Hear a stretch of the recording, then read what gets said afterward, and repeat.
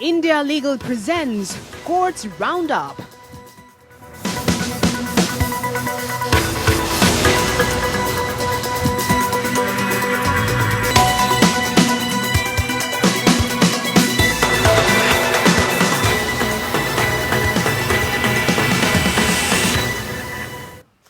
नमस्कार, court roundup में स्वागत है आपका और मैं हूं आपके साथ नेहा दुबे। इस बुलेटिन में हम अगले आधे घंटे आपको कोर्ट से जुड़ी तमाम छोटी बड़ी खबरों से करवाएंगे रूबरू। कोर्ट की कार्रवाई और सुप्रीम कोर्ट से लेकर हाई कोर्ट्स और लोअर कोर्ट्स तक के फैसलों को रखेंगे आपके सामने। आगे बढ़ने से पहले एक नजर हेडलाइंस पर। महाराष्ट्र सरकार ने अनिल देशमुख के खिलाफ सीबीआई जांच के हाईकोर्ट के आदेश को सुप्रीम कोर्ट में दी चुनौती। अनिल देशमुख ने भी सुप्रीम कोर्ट का दरवाजा खटखटाया।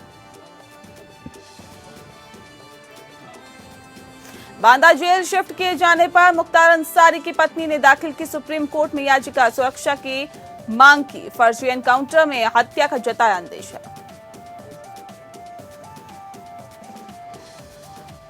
आईएनएस विराट को तोड़ने पर लगी रोक हटा सकता है सुप्रीम कोर्ट। अदालत ने कहा मरीन सर्वेयर की रिपोर्ट स्वीकार नहीं, पोत अब निजी संपत्ति है। जस्टिस एनवी रमन्ना देश के अगले प्रधान न्यायाधीश होंगे। राष्ट्रपति रामनाथ कोविंद ने नाम पर लगाई मंजूरी। चीफ जस्टिस एसए बोबडे 23 अप्रैल को पद से होंगे रिटायर।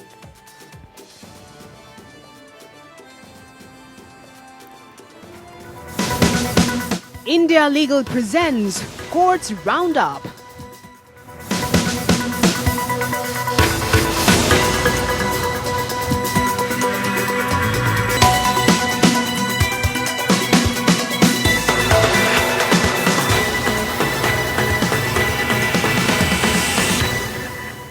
महाराष्ट्र की उद्धव ठाकरे सरकार ने पूर्व गृह मंत्री अनिल देशमुख के खिलाफ सीबीआई जांच के बॉम्बे हाई कोर्ट के आदेश को सुप्रीम कोर्ट में चुनौती दी है।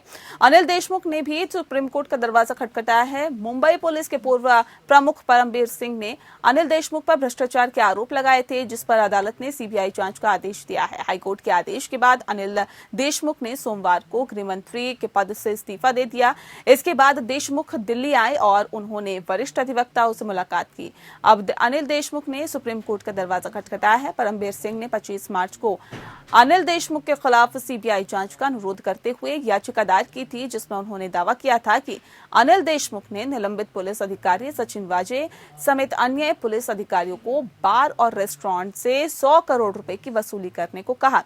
देशमुख ने इन आरोपों से इनकार किया है। इस पर बॉम्बे हाई कोर्ट ने सोमवार को फैसला सुनाया और सीबीआई जांच के आदेश दिए। हाईकोर्ट ने कहा कि इस मामले में एफआईआर हुई है, पुलिस से जांच की अपील की गई थी और कोर्ट ने कहा है कि अनिल देशमुख पर यह आरोप लगाए गए हैं, वह ही राज्य के गृह मंत्री हैं। ऐसे में निष्पक्ष जांच के लिए पुलिस पर निर्भर नहीं रह सकते, इसीलिए सीबीआई को इस मामले की जांच करनी चाहिए। अदालत ने सोमवार को कहा कि हम इस बात पर सहमत हैं कि अदालत के सामने आया ये अभूतपूर्व मामला देशमुख गृह मंत्री हैं और जो पुलिस का नेतृत्व करते हैं। स्वतंत्र जांच होनी चाहिए, लेकिन सीबीआई को तत्काल प्राथमिकी दर्ज करने की जरूरत नहीं है।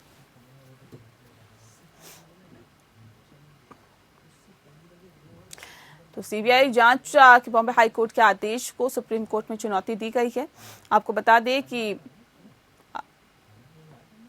अनिल देशमुख अब सुप्रीम कोर्ट पहुंचे हैं और देशमुख के खिलाफ सीबीआई जांच के बॉम्बे हाई कोर्ट के आदेश को सुप्रीम कोर्ट में चुनौती दी गई है।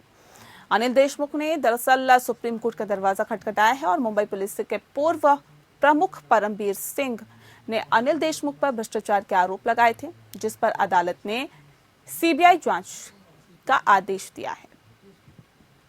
हाईकोर्ट के आदेश के बाद ही अनिल देशमुख ने सोमवार को अपने पद से इस्तीफा दिया और इसके बाद देशमुख दिल्ली आए और वरिष्ठ अधिवक्ताओं के साथ मुलाकात भी की। इसी के बाद उन्होंने सुप्रीम कोर्ट का दरवाजा खटखटाया। दरअसल आपको बता दें कि परमबीर सिंह ने यह आरोप लगाया था कि अनिल देशमुख ने दबाव बनाया है और दबाव बनाते रहे हैं पुलिस अधिकारियों पर। 100 करोड़ की उगाही करने का आरोप लगाया था। विवेक सिंह चंदेल इस पूरी खबर पर ज्यादा जानकारी के साथ हमारे संवाददाता फोन लाइन पे जुड़ गए हैं। विवेक, जानना चाहेंगे आपसे कि अनिल देशमुख अब सुप्रीम कोर्ट पहुंच गए हैं, क्या कुछ जानकारी है आपके पास? दरअसल अनिल देशमुख ने सबसे बड़ा सवाल उठाया है ज्यूरिडिक्शन के ऊपर, और उन्होंने ये कहा है कि जब इस मामले की सुनवाई हाई कोर्ट में हो रही थी तो इस मामले में उनका पक्ष नहीं सुना गया है। फिलहाल जो अनिल देशमुख है उनकी याचिका के मुताबिक अगर सीबीआई के अंतरिम निदेशक अभी हैं जो कि इस वक्त सीबीआई का काम देख रहे हैं, ऐसे में क्या सीबीआई के ऊपर भरोसा करके उनको सीबीआई को जांच को देना चाहिए?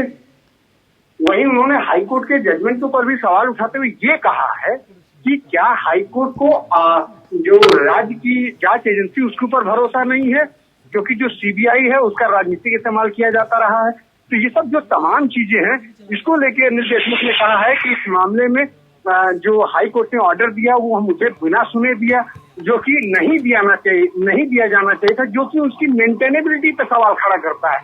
इस वजह से हाई कोर्ट के ऑर्डर को क्वेश्चन करना चाहिए। जी बहुत शुक्रिया आपका विवेक, तमाम जानकारी हम तक पहुंचाने के लिए। तो आपको बता दें कि आप बस सुप्रीम कोर्ट पहुंच गए हैं अनिल देशमुख, और जाहिर तौर पर अब देखने वाली बात होगी कि सुप्रीम कोर्ट का क्या कुछ रुख रहता है। वहीं सुप्रीम कोर्ट के निर्देश पर उपनगर जेल से बांदा जेल शिफ्ट किए गए मुख्तार अंसारी की पत्नी ने सुप्रीम कोर्ट में याचिका दाखिल कर अपने पति की सुरक्षा सुनिश्चित करने की मांग की है। बाहुबली मुख्तार अंसारी की पत्नी अफशा अंसारी अपने पति की सुरक्षा की मांग को लेकर सुप्रीम कोर्ट पहुंची हैं। अफशा अंसारी ने अंदेशा जताया है कि उनके पति की फर्जी एनकाउंटर में हत्या की जा सकती है। उन्होंने कोर्ट से मुख्तार अंसारी की सुरक्षा और निष्पक्ष ट्रायल सुनिश्चित करने की मांग की है। फेक एनकाउंटर की आशंका जताते हुए मुख्तार अंसारी की पत्नी ने सुप्रीम कोर्ट में अपने पति की सुरक्षा की गुहार लगाई है। अंसारी की पत्नी अफशा अंसारी ने उत्तर प्रदेश राज्य के बांदा जेल में बंद रहने और ट्रायल में शामिल होने पर अपने पति की जान की सुरक्षा और संरक्षण की मांग के साथ सुप्रीम कोर्ट का रुख किया है। मुख्तार अंसारी की पत्नी अफशा अंसारी ने सुप्रीम कोर्ट में याचिका दायर कर अपील की है। याचिका में कहा गया है कि मुख्तार अंसारी को यूपी लाते वक्त और यहां पर उसका ट्रायल चलाते वक्त सुरक्षा मुहैया कराई जाए। पत्नी का कहना है कि यूपी में मुख्तार अंसारी की जान को खतरा है। वो कई ऐसे मामलों का हिस्सा हैं जिसमें बीजेपी के बड़े नेता दोषी हैं। AOR पारुल शुक्ला द्वारा दायर याचिका में इसलिए उत्तर प्रदेश के गृह विभाग, पुलिस महानिदेशक और जेल अधीक्षक बांदा जेल उत्तर प्रदेश उत्तरदाताओं को आवश्यक दिशा निर्देश मांगे हैं ताकि ये सुनिश्चित किया जा सके कि मुख्तार एक स्वतंत्र और निष्पक्ष ट्रायल में भाग ले सके और इस प्रक्रिया में मुठभेड़ का सामना न हो। ये प्रस्तुत करने के लिए सुप्रीम कोर्ट ने अपने 26 मार्च के आदेश में निर्देश दिया कि याचिकाकर्ता के पति की हिरासत बांदा में जेल अधिकारियों को सौंप दी जाएगी। नामित अधिकारियों द्वारा उसे पर्याप्त सुरक्षा प्रदान की जानी चाहिए ताकि ट्रायल एक निर्णायक अंत तक पहुंच सके और वो राज्य द्वारा प्रायोजित मुठभेड़ में खत्म नहीं किए जाएं। अंसारी के ट्रायल में भारी हस्तक्षेप के साथ साथ उनके जीवन के लिए खतरा बताते हैं। याचिका में कहा गया कि याचिकाकर्ता पूरी तरह से भय में है कि अब किसी भी समय उसके पति के साथ एक अप्रिय घटना हो सकती है। इस माननीय न्यायालय द्वारा सुरक्षात्मक निर्देश पारित किए जाने चाहिए। ये भी कहा गया कि याचिकाकर्ता को सूत्रों से पता चला है कि कुछ शूटर उत्तर प्रदेश में विशेष न्यायाधीश के समक्ष पेशी के दौरान उनके पति की हत्या, निर्मम हत्या करेंगे। याचिकाकर्ता ने ये सुनिश्चित करने के लिए आवश्यक दिशा निर्देशों के लिए प्रार्थना की है कि याचिकाकर्ता के पति के जीवन की रक्षा हो और अनुच्छेद 21 के तहत उसके अधिकारों को एक जेल से दूसरे जेल में ट्रांसफर करने की वीडियोग्राफी करके सुरक्षित किया जाए। साथ ही निर्देश दिया जाए कि न्यायालय के समक्ष उनकी पेशी CRPF या BSF के अधिकारियों की उपस्थिति में की जाए। उत्तर प्रदेश में मुख्तार अंसारी के ऊपर 50 से ज्यादा मुकदमे दर्ज हैं। Bureau report. INS विराट से संबंधित एक मामले में सुप्रीम कोर्ट ने संकेत दिया है कि वो युद्धपोत INS विराट को तोड़ने पर लगी रोक को हटा सकता है। फरवरी 2017 में नौसेना से रिटायर होने के बाद ऐतिहासिक पोत को तोड़ने पर सुप्रीम कोर्ट ने रोक लगा दी थी। मुंबई बेस्ड कंपनी से कोर्ट ने कहा कि वो अपनी पर्यवेक्षण रिपोर्ट पर ध्यान केंद्रित करे। इस मामले पर अब अगली सुनवाई 1 हफ्ते बाद होगी। इस जहाज को पिछले साल एक नीलामी में श्रीराम शिप ब्रेकर्स को बेचा गया था। ये जहाज अब गुजरात के अलंग में समुद्र तट पर है और जहां इसे तोड़ा जा रहा है। कंपनी के मालिक ने पहले बेंच को बताया था कि वे जहाज के लिए 100 करोड़ रुपए की पेशकश करने को तैयार है, जिसे लगभग 65 करोड़ रुपए में नीलाम किया गया था। इस पर पीठ ने रक्षा मंत्रालय और जहाज के वर्तमान मालिक से जवाब मांगा था।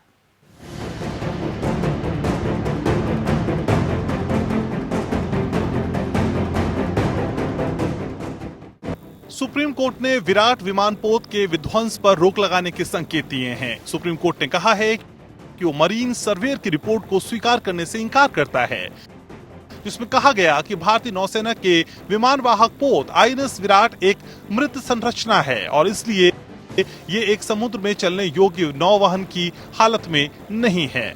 CGI बोबड़े, न्यायमूर्ति बोपन्ना और न्यायमूर्ति राम सुब्रमण्यम की 3 न्यायाधीश पीठ ने याचिकाकर्ता company Envetech marine consultant private limited को निर्देश दिया, जो अपने वर्तमान मालिक से जहाज खरीदने और इसे समुद्री संग्रहालय में बदलने के लिए रिपोर्ट के माध्यम से जानने के इच्छुक हैं। देखें कि इसमें कुछ गड़बड़ तो नहीं। अदालत इस मामले की सुनवाई 12 अप्रैल 2021 सोमवार को करेगी। अगर सुप्रीम कोर्ट सर्वेयर की टीम को स्वीकार करता है तो वो राष्ट्रहित में प्रतिष्ठित जहाज को संरक्षित करने की मांग करने वाली याचिका में पोत को हटाने पर उसके द्वारा दिए गए स्टे को उठा सकता है। मरीन इंश्योरेंस सर्वेयर ने अपनी रिपोर्ट में कहा था कि पोत के निराकरण और रिसाइकलिंग का 40% काम पहले ही पूरा हो चुका है। सभी प्रमुख स्थिरता और फर्नीचर और आवश्यक मशीनरी को ध्वस्त कर दिया गया और पोत के बहुत लंबे समय से बंद खड़े रहने के कारण सभी नेविगेशनल आइटम और संचार उपकरण टूट गए हैं और अपनी जगह से हट गए हैं। मौजूदा सुनवाई के दौरान श्रीराम ग्रुप ऑफ इंडस्ट्रीज की ओर से वरिष्ठ अधिवक्ता राजीव धवन उपस्थित हुए और इस कंपनी ने खुली खरीद में हुए समझौते में जहाज खरीदा। अदालत के समक्ष प्रतिवादी का प्रतिनिधित्व अधिवक्ता आकाश अविनाश काकड़े और सोमनाथ पठान भी पेश हुए। CGI बोबड़े ने कहा कि उन्हें केवल ये कहा गया है कि वो उस विशेष वकील को बर्दाश्त नहीं कर सकते जो वर्तमान मामले में लगे हुए हैं। याचिकाकर्ता के वकील राजीव धवन ने प्रस्तुत किया कि याचिकाकर्ता जहाज को पार्क में बदलना चाहते हैं। याचिकाकर्ता के वकील राजीव धवन ने प्रस्तुत किया कि याचिकाकर्ता जहाज को पार्क में बदलना चाहते हैं और वो सरकार से लागत का 40 से 60% भुगतान करने के लिए कह रहे हैं। धवन ने आगे कहा कि जहाज वास्तव में पूरी तरह से समुद्र तट पर है और उसे वहां रखने के लिए अब वो प्रति माह 1.6 करोड़ रुपए खर्च कर रहे हैं और उस विशेष स्थिति को बनाए रखने में प्रतिदिन 5 लाख का खर्च आता है। बेंच ने आगे कहा कि यहाँ बिंदु ये नहीं है कि जहाज समुद्र के योग्य है या नहीं, क्योंकि किसी भी निकाय को अब उसे नहीं भेजना है। पीठ Messrs Envetech marine consultant private limited द्वारा दायर एक याचिका पर विचार कर रही थी, जो अपने वर्तमान मालिक से जहाज खरीदने के लिए इसे एक समुद्री संग्रहालय में बदलने के लिए इच्छुक है। Bureau report. न्यायमूर्ति NV रमन्ना देश के अगले प्रधान न्यायाधीश होंगे। राष्ट्रपति रामनाथ कोविंद ने इनके नाम पर मंजूरी दे दी है। मौजूदा मुख्य न्यायाधीश SA बोबड़े ने अपने उत्तराधिकारी के तौर पर न्यायमूर्ति NV रमन्ना के नाम की सिफारिश की थी। चीफ जस्टिस SA बोबड़े 23 अप्रैल को अपने पद से रिटायर होने वाले हैं। इसके बाद NV रमन्ना शीर्ष अदालत की मुख्य न्यायाधीश के तौर पर कामकाज देखेंगे। मौजूदा चीफ जस्टिस SA बोबड़े के बाद जस्टिस NV रमन्ना उच्चतम न्यायालय के सबसे वरिष्ठ जज है। उनका कार्यकाल 26 अगस्त 2022 तक होगा। जस्टिस रमन्ना संवैधानिक, आपराधिक और इंटरस्टेट नदी जल बंटवारे के कानूनों का खासा जानकार भी कहे जाते हैं और ऐसे में करीब 45 साल का लंबा अनुभव रखने वाले NV रमन्ना सुप्रीम कोर्ट के कई अहम फैसले सुनाने वाले संवैधानिक बेंच का हिस्सा भी रहे हैं।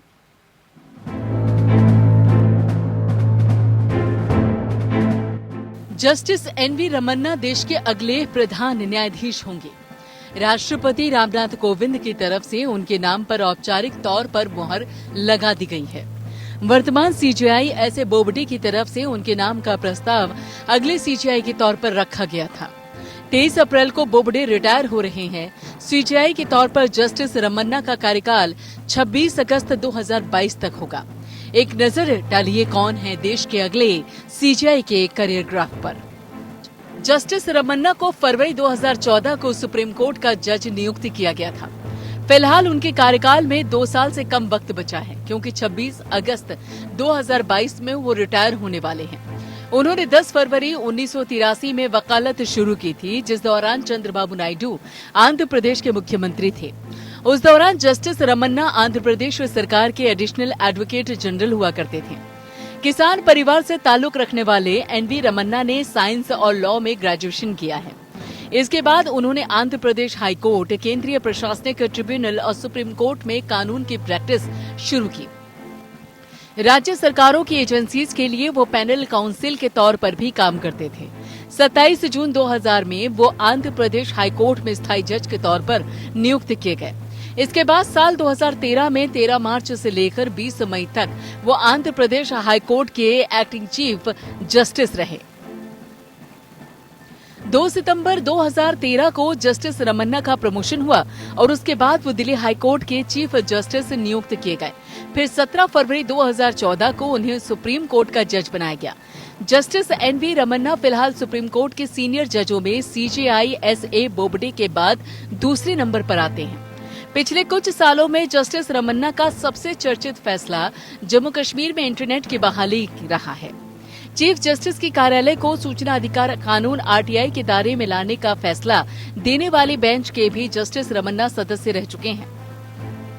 सुप्रीम कोर्ट में जजों की अनुमोदित संख्या 34 है।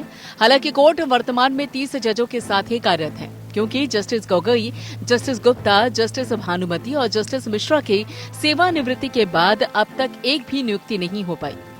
जस्टिस गोगोई 2019 में सेवानिवृत्त हुए थे, जबकि शेष साल 2020 की शुरुआत में सेवानिवृत्त हुए थे। Bureau report. सुप्रीम कोर्ट में सीबीआई के निदेशक की नियुक्ति की मांग को लेकर दायर की गई याचिका पर सुनवाई हुई। याचिका पर सुनवाई के दौरान कोर्ट ने सरकार से कहा कि वे जल्द से जल्द सीबीआई निदेशक का चयन करें। उधर केंद्र ने कहा कि निदेशक चुनने के लिए प्रधानमंत्री, मुख्य न्यायाधीश और नेता विपक्ष की चयन समिति 2 मई को बैठक करेगी।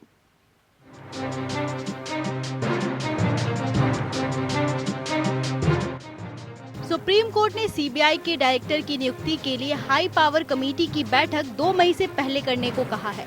सुप्रीम कोर्ट ने मौखिक टिप्पणी में कहा है कि सीबीआई डायरेक्टर पद के लिए प्रभारी सिस्टम नहीं चला सकता। सुप्रीम कोर्ट ने जस्टिस एल नागेश्वर राव की अगुवाई वाली बेंच में केंद्र सरकार की ओर से बताया गया कि हाई पावर कमेटी की बैठक 2 मई को होने वाली है। कमेटी में पीएम के अलावा सबसे बड़े विरोधी दल के नेता और सुप्रीम कोर्ट के चीफ जस्टिस शामिल होंगे। मामले की सुनवाई के दौरान याचिकाकर्ता एनजीओ कॉमन कॉज की ओर से प्रशांत भूषण ने कहा कि सीबीआई में नियमित डायरेक्टर की नियुक्ति का निर्देश जारी किया जाए। याचिकाकर्ता के वकील ने कहा कि केंद्र सरकार कमेटी की बैठक में देरी कर रही है, क्योंकि वह वर्तमान चीफ जस्टिस को नजरअंदाज करना चाहती है। वर्तमान चीफ जस्टिस 23 अप्रैल को रिटायर हो रहे हैं। इस पर सुप्रीम कोर्ट ने टिप्पणी करते हुए कहा कि सीबीआई डायरेक्टर के लिए प्रभारी सिस्टम नहीं हो सकता है। सुप्रीम कोर्ट ने अटॉर्नी जनरल से कहा कि याचिकाकर्ता की दलील में दम लग रहा है। अब अटॉर्नी जनरल ने कहा कि सीबीआई के सीनियर मोस्ट अधिकारी को अंतिम प्रभार दिया गया है। सुप्रीम कोर्ट ने कहा कि वो मामले में 16 अप्रैल को आगे सुनवाई करेगी। सुप्रीम कोर्ट में अर्जी दाखिल कर कहा गया कि सीबीआई में फुल टाइम डायरेक्टर की नियुक्ति की जाए। सुप्रीम कोर्ट के जस्टिस एल नागेश्वर की अगुवाई वाले बेंच ने मामले में केंद्र को नोटिस जारी कर जवाब दाखिल करने को कहा था। सीबीआई में रेगुलर डायरेक्टर की नियुक्ति के लिए सुप्रीम कोर्ट का दरवाजा खटखटाया गया है। सुप्रीम कोर्ट में एनजीओ कॉमन कॉज की ओर से अर्जी दाखिल कर कहा गया कि केंद्र सरकार को निर्देश जारी किया जाए कि वो सीबीआई में रेगुलर डायरेक्टर की नियुक्ति करे। याचिका में कहा गया कि केंद्र सरकार को कहा जो कि सीबीआई डायरेक्टर की नियुक्ति की प्रक्रिया समय रहते हुए शुरू करे और पूरा करे। याचिका में आरोप लगाकर कहा गया कि सरकार रेगुलर सीबीआई डायरेक्टर को Delhi special police establishment act की धारा 4A के तहत नियुक्त कराने में विफल रही है। डायरेक्टर ऋषि कुमार के 2 फरवरी को कार्यकाल पूरा होने के बाद रेगुलर डायरेक्टर की नियुक्ति नहीं हुई है। रेगुलर के बदले अंतिम डायरेक्टर के तौर पर प्रवीण सिन्हा की नियुक्ति हुई है। Bureau report. सुप्रीम कोर्ट ने सीबीआई को विशेष अनुमति याचिका दायर करने में देरी के लिए जवाबदेही तय करने का निर्देश दिया है। जस्टिस संजय किशन कौल और जस्टिस हेमंत गुप्ता की पीठ ने दिल्ली उच्च न्यायालय के फैसले के खिलाफ सीबीआई द्वारा दायर एसएलपी पर विचार किया था, जिसने ट्रायल कोर्ट द्वारा दर्ज दोष सिद्धि को पलट दिया था। पीठ के सामने एएसजी आरएस सूरी ने कहा कि परिसीमा के आधार पर खारिज करने की निचली अदालत द्वारा व्यक्ति को दोषी ठहराने के फैसले को उच्च न्यायालय द्वारा पलटने से वो छूट जाएगा। अदालत ने कहा कि सीबीआई ने देरी के लिए कोई संतोषजनक स्पष्टीकरण नहीं दिया है। इस प्रकार हम सीबीआई को जांच का निर्देश देते हैं। हमसे नोटिस जारी करने का अनुरोध करने से पहले जवाबदेही तय करें और हमारे सामने रखें। अदालत ने 2 महीने बाद मामले को सूचीबद्ध करते हुए कहा कि जस्टिस कौल की अध्यक्षता वाली पीठ एसएलपी दाखिल करने में देरी के लिए सरकार और लोक प्राधिकारियों की जुर्माना लगाकर खिंचाई कर रही है। सुप्रीम कोर्ट ने कहा कि अनुच्छेद 226 के तहत दिखने वाली एक याचिका उच्च न्यायालय को अपने अधिकार क्षेत्र का उपयोग करने के लिए नहीं रोकती, जो अन्यथा के एक विधान या संविधान के अनुच्छेद 227 के तहत उसके पास है। इस मामले में अपीलकर्ता का तर्क था कि संविधान के अनुच्छेद 226 के तहत उच्च न्यायालय के समक्ष रिट याचिका के माध्यम से वक्फ ट्रिब्यूनल के आदेश को चुनौती नहीं दी जा सकती, क्योंकि केवल एक संशोधन के रूप में पुनर्निरीक्षण याचिका को वक्फ अधिनियम की धारा 83 उपधारा 9 के तहत प्राथमिकता दी जा सकती है। इस विवाद का जवाब देने के लिए न्यायमूर्ति अशोक भूषण, न्यायमूर्ति एस अब्दुल नसीर और न्यायमूर्ति हेमंत गुप्ता की पीठ ने कहा कि अधिनियम की धारा 83 की उपधारा 9 के उच्च न्यायालय को किसी भी विवाद से संबंधित रिकॉर्ड, सवाल या अन्य मामले की जांच करने और परीक्षण करने की शक्ति प्रदान करती है, जो ट्रिब्यूनल द्वारा निर्धारित किए गए इस तरह के निर्धारण की शुद्धता, वैधता या स्वामित्व के रूप में खुद को संतुष्ट करने के उद्देश्य से किया जा सकता है। इस प्रकार अदालत ने कहा कि अनुच्छेद 226 के तहत दाखिल की गई याचिका उच्च न्यायालय द्वारा विधान या संविधान के अनुच्छेद 227 के तहत क्षेत्राधिकार का प्रयोग करने पर रोक नहीं लगाएगी। पीठ ने कहा कि इसीलिए जब उच्च न्यायालय के समक्ष वक्फ ट्रिब्यूनल के आदेश के खिलाफ याचिका दायर की जाती है, तो उच्च न्यायालय भारत के संविधान के अनुच्छेद 227 के तहत क्षेत्राधिकार का उपयोग करता है। इसलिए ये पूरी तरह से सारहीन है कि याचिका को रिट याचिका के रूप में नामित किया था। पटना हाईकोर्ट ने राज्य में हाल ही में कोविड-19 मामलों में वृद्धि मामलों में देखते हुए 6 अप्रैल से 17 अप्रैल 2021 तक विशेष रूप से वर्चुअल मोड के माध्यम से अदालत के पूर्ण कामकाज का संचालन करने का निर्णय लिया है। ये संशोधन भारत सरकार द्वारा जारी किए गए नए दिशा निर्देश के मद्देनजर हुआ है। साथ ही राज्य सरकार के आंकड़ों के अनुसार 3 अप्रैल 2021 को कोविड-19 के पॉजिटिव मामलों में आए उछाल का भी हवाला दिया। इसके अलावा नोटिस में यह भी कहा गया कि हाईकोर्ट परिसर में प्रवेश तब सख्ती से निषिद्ध होगा जब तक अगले आदेश की अधिसूचना जारी नहीं की जाती। विभिन्न न्यायालयों में कोविड-19 मामलों में अचानक वृद्धि के कारण हाईकोर्ट और जिला न्यायालयों में फिजिकल सुनवाई स्थगित करने के सामान्य निर्णय हाल ही में संबंधित हाईकोर्ट द्वारा लिए गए हैं। जम्मू और कश्मीर हाईकोर्ट में सोमवार को 18 अप्रैल तक मामलों की फिजिकल सुनवाई फिर से शुरू करने की अपनी योजना को रद्द करने का फैसला किया।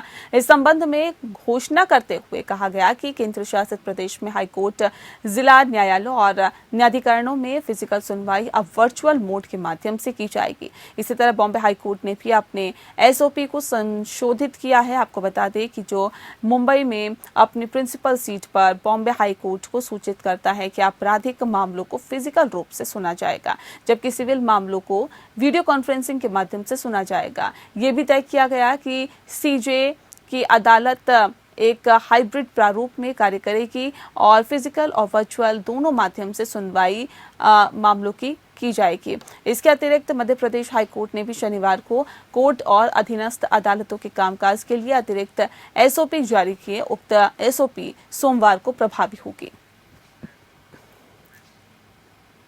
और इसी के साथ फिलहाल इस बुलेटिन में इतना ही। नमस्कार। India Legal presents Courts Roundup.